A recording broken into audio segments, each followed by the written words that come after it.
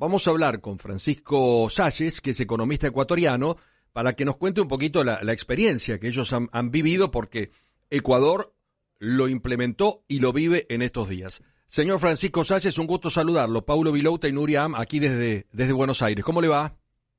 Muy bien, muchas gracias. Gracias por Un gusto grande. ¿Qué le sugiere el comentario que en Argentina se puede dolarizar su economía, como experto economista y como ecuatoriano? Sí, mira, bueno, no soy el único. O sea, este es un consenso que tenemos Steve Hanke, Kurt Schuller, John Greenwood, Manuel Hinz, todas personas que hemos trabajado en procesos de estos dolarizadores y de cajas de conversión a nivel mundial. Todos coincidimos que lo único que se necesita para dolarizar es reemplazar el peso, los pesos en circulación. Esa es la única acción física verdaderamente imperativa para que la dolarización empiece a verdaderamente surgir o verdaderamente se implemente oficialmente. Ahora, ese reemplazo de los pesos de circulación, sí, que es muy importante, solo reemplaza el 2 o 3% de todo el dinero en la economía. El 97% del dinero en la economía se dolariza de un plumazo, porque está en cuentas bancarias, está en pagarés, está en contratos y obligaciones que simple y llanamente se reexpresan la unidad de cuenta en la cual estaban originalmente expresados y se acabó, se dolariza. Voy a dar el ejemplo. Hoy día tienes $1,000,000 en tu cuenta bancaria, sí. Mañana te despiertas y tienes $1,000. Es decir, ya se dolarizó tu cuenta bancaria. No tuvimos que sacar $1,000 físicos Y cambiarlos por otros físicos, exacto. Exactamente. Digamos que usted es uno de los arquitectos de la dolarización en Ecuador. ¿Usted lo aconseja para un país tan endeble y tan pobre como el nuestro, o es demasiado arriesgado? Porque veo que el Fondo Monetario comenzó a desalentar la idea también. Bueno, sí, pero mira, cuando lo hicimos en Ecuador la desalentaron tanto que o sea, eran públicas las declaraciones de que la dolarización iba a ser un desastre. El propio Chase Manhattan decía que sin un tipo de cambio de 56,000 sucres por dólar no se podía dolarizar. El propio Banco Central del Ecuador estaba en contra y decía que con un tipo de cambio de 31,000 sucres quizás tal vez podía alcanzaba. Al final la economía ecuatoriana se acabó dolarizando a 25,000 sucres por dólar y aún así era un tipo de cambio demasiado devaluado.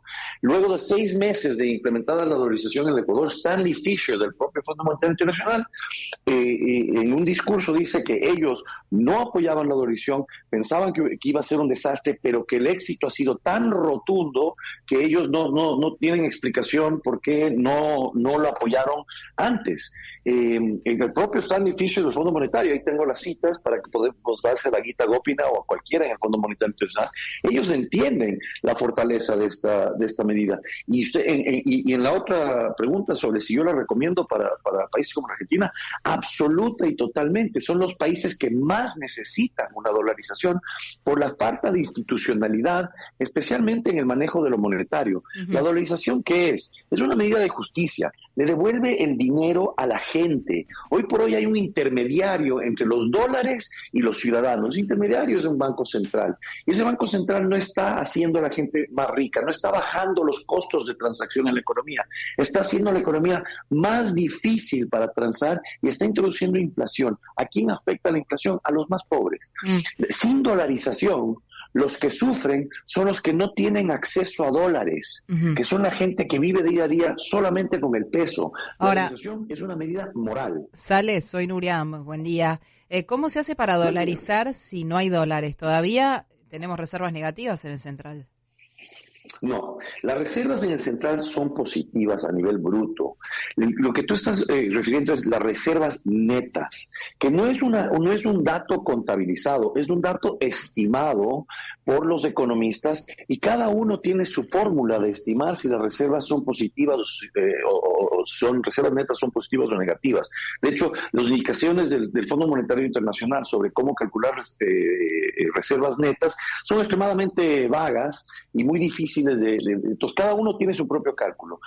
Pero la realidad es que cuando el Ecuador dolarizó tenía reservas netas negativas. Lo que importa para dolarizar es que las reservas brutas del Banco Central sean suficientes para cubrir los pesos y billetes en circulación. En la Argentina tienes 26.000 millones en la reserva monetaria bruta y tienes 8.000 millones de dólares en pesos en circulación. Tienes 3 veces más el dinero necesario para sacar todos los pesos de circulación. ¿Y qué te da eso? Te da adicionalmente un margen de seguridad para pagar y seguir pagando los pasivos remunerados del Banco Central. ¿Y qué le cambiaría la vida al argentino que hoy está con una inflación galopante y no le alcanza la plata? Lo primero que hace es para de seco el deterioro. Es decir, los sueldos y salarios están siendo pulverizados todos los meses por inflación y luego la devaluación. La única razón por la cual ustedes no sienten mayor devaluación aquí todavía es porque hay mucho cepo, entonces los precios están controlados para abajo.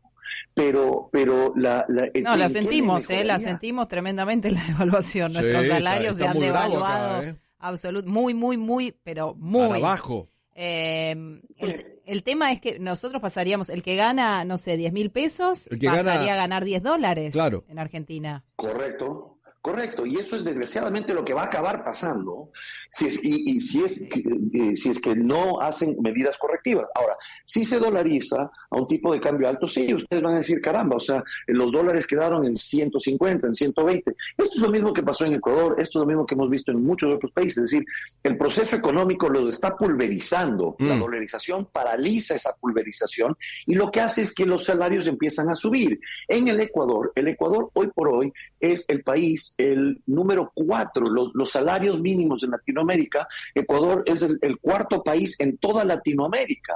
Es decir, hoy por hoy los saldos mínimos en Latinoamérica, en Argentina están aproximadamente en $150, en Ecuador están en $460. Cuando dolarizamos, el sueldo estaba en $40. Se había pulverizado al punto de estar solo en 40. ¿La pobreza en su país cómo está, Francisco? ¿En qué número? Ha mejorado sustancialmente. No te puedo dar un número exacto y adicionalmente yo soy extremadamente cauteloso de dar cifras de pobreza del Ecuador porque son manipuladas.